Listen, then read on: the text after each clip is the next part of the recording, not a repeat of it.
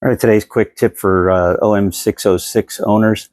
Most of the folks that are really knowledgeable about these engines already know this, but these plastic lines tend to be I guess, point of failure. You can get air bubbles and leaks and whatnot, and it doesn't idle right, and engine will skip and whatnot.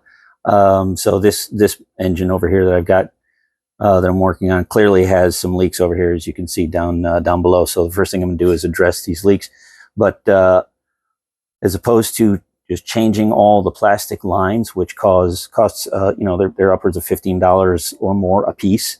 There's a fellow on eBay that just sells the just the O-rings themselves. As you can see here, he's got quantity 3 of the large, and then 2 extras, and quantity 8 of the small ones, and then a couple of extras.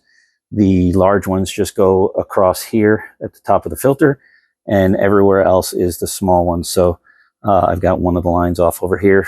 So you can see I actually pulled the O-ring off of there already. Make sure you do not scratch the seat when you're taking the old O-ring off.